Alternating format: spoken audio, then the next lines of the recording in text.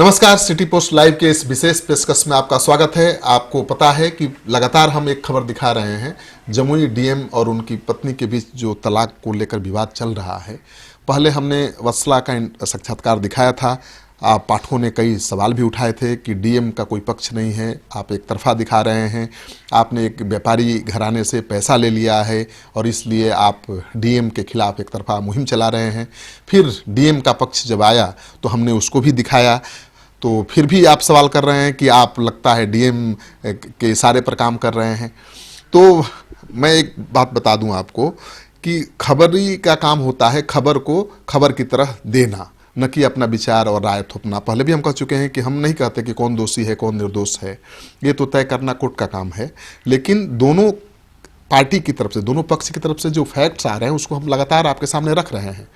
आप जानना चाहते हैं जो डीएम पक्ष की तरफ से, माने बर पक्ष की तरफ से जो आरोप लगाए गए हैं, संगीन आरोप लगाए गए हैं वत्सला पर, उसके बाद भी आप काफ़ी नाराज होकर पूछ रहे हैं सवाल कि किस तरह के आरोप हैं। तो आप खुद वत्सला के जुबानी सुनिए उन आरोपों का जवाब जो बर पक्ष की तरफ से लगाया गया है, यानी उनके पति की तरफ से जो आरोप और साक्ष्य के तौर पर पुलिस में पेश किया गया है। 2 तस्वीरें हैं 2 लड़कों की, उसके बारे में एक खुलासा करेंगे, बताएंगे कि किसकी तस्वीर है, उनसे क्या इनका संबंध है। और जो कॉल रिकॉर्डिंग है बतौर सबूत पुलिस में डीएम ने पेश किया है कि वत्सला खुद नहीं चाहती थी उनके साथ रहना, उसके बारे में वत्सला का क्या कहना है। क्योंकि हमने पहले भी आपको कह दिया है कि हमारे पास कोई फॉरेंसिक लैब नहीं है और बिना फॉरेंसिक लैब में टेस्ट किए ये दावा करना बड़ा मुश्किल है कि क्या सच्चाई है। तो वत्सला क्या मांग करती हैं, क्या कहती हैं, क्या इनका पक्ष है, ये जानना भी जरूरी है, इसलिए इनको लेकर हम आए हैं। वत्सला, आप बताइए, जो आपके पति हैं उनकी तरफ से पुलिस में जो साक्ष्य दिए गए हैं आपके खिलाफ, उसमें कई बातचीत की रिकॉर्डिंग है आपके और उनके बीच। उससे तो यही लगता है कि आप सहमत हैं तलाक लेने के लिए, उनको भी तैयार कर चुकी हैं, वो भी आपको तैयार कर रहे हैं, दोनों परिवार के दबाव में साथ रह रही है, होना चाहती है अलग। क्या सच्चाई है? नहीं, बिल्कुल सच नहीं है, ये बिल्कुल गलत है।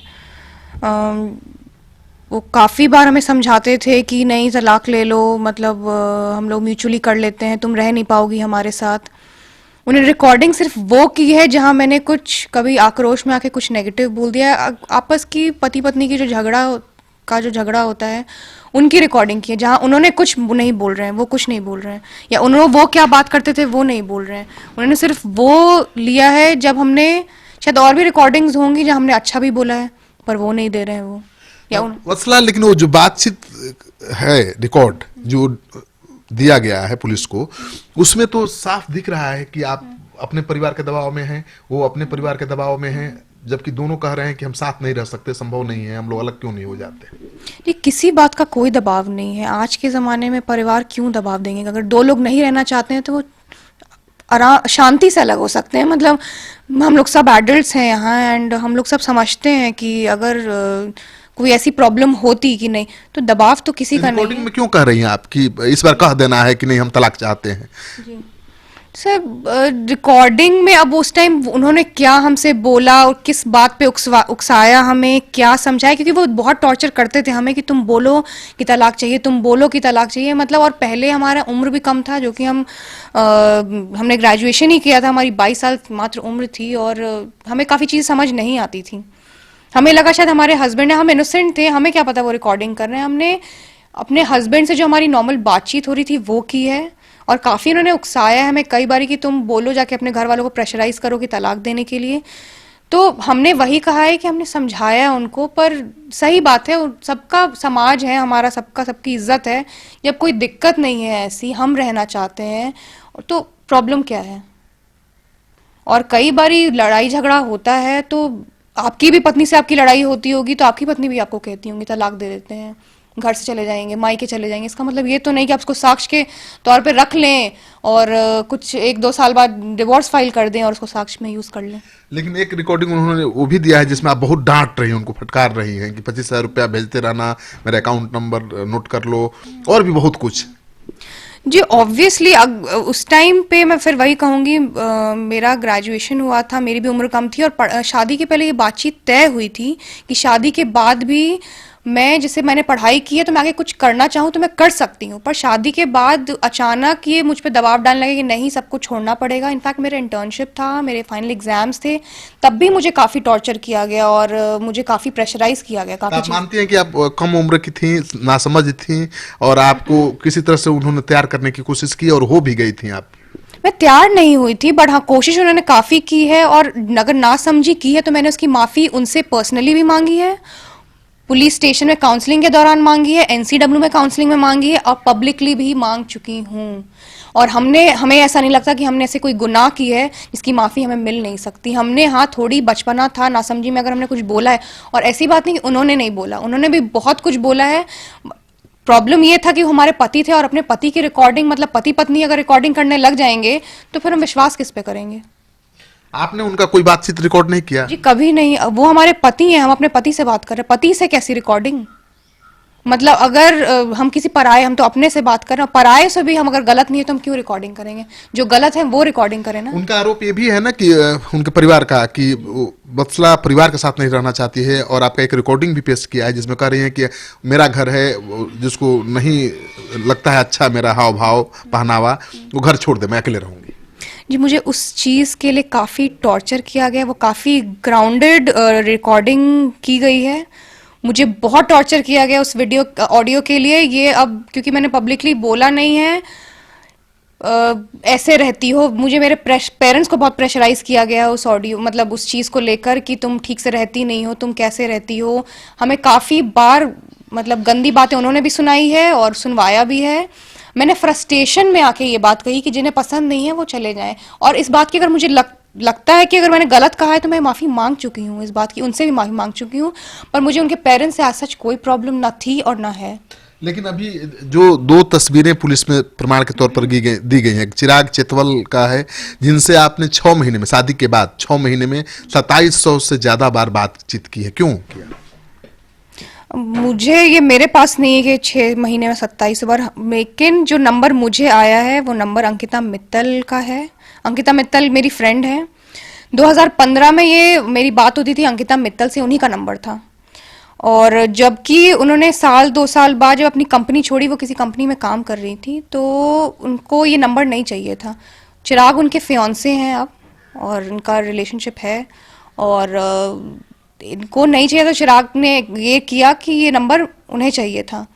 तो उस टाइम ये सिम भी वोडाफोन का था, इसने एयरटेल में कन्वर्ट करवाया और अपने नेम पे तब करवाया इन्होंने, जब ये सिम हमारी बात होती थी, तभी अंकिता मित्तल से हमारी बात होती थी। लेकिन उस फोन को चिराग चेतवल ही उठा रहे हैं। जी क्योंकि अब उठा रहे हैं, वही तो मैं कह रही हूँ, 2015, 16, 17 तक इनफैक्ट मुझे कंफर्म है कि ये नंबर अंकिता का ही है, अंकिता का ही था।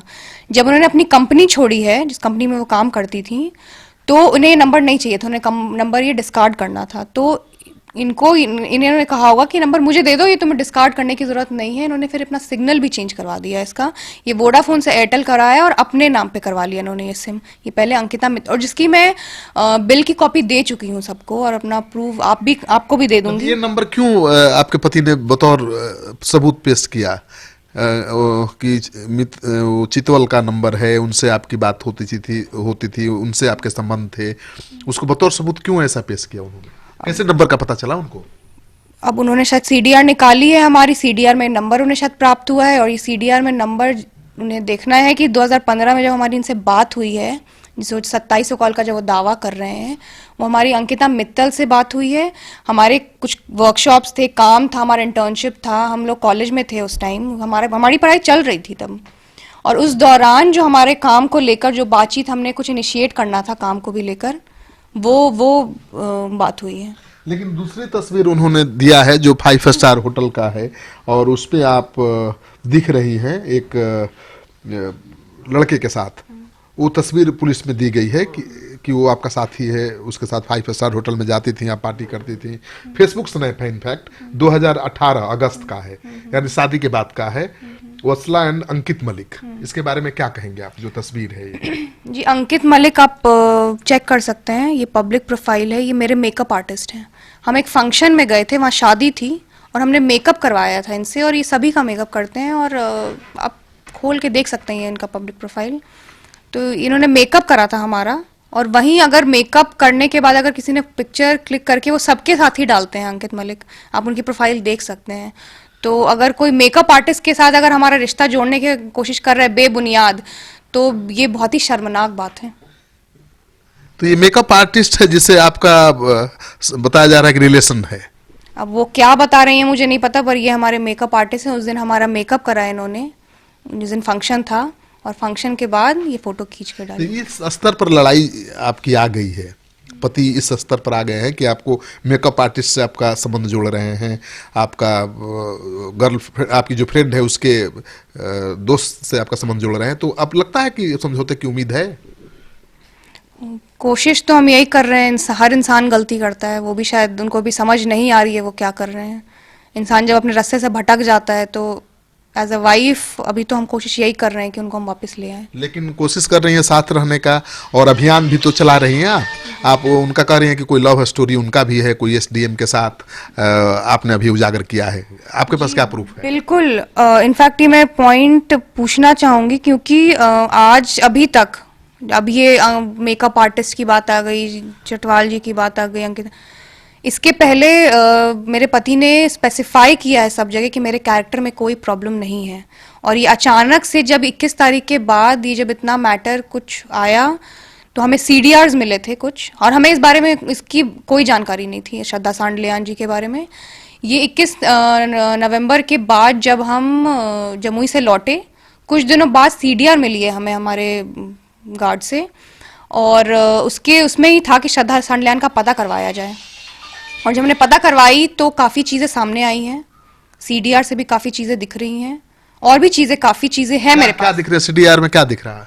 उनकी बातें होती हैं रात रात भर, और भी चीज़ें हैं, और भी चीज़ें हमें मालूम पड़ चुकी है, जो मैं ले आऊँगी सामने, जिससे उनका रिश्ता कहीं ना कहीं है। आपको लगता है कि वही रिश्ता ये आपके बीच, रिश्ते के बीच खटास लाया है? जी बिल्कुल, मुझे ऐसा लगता है, क्योंकि इतना रिजिडनेस किसी इंसान का मेरे लिए, जबकि मेरा गुनाह क्या है, मेरी गलती क्या है? जो गलतियां उन्होंने दी है वो तो हर घर की कहानी है। मतलब किस पति पत्नी में झगड़ा नहीं होता, किस पति पत्नी में डिफरेंसेस नहीं होते, पर सब चीज़ का तो सुझाव है।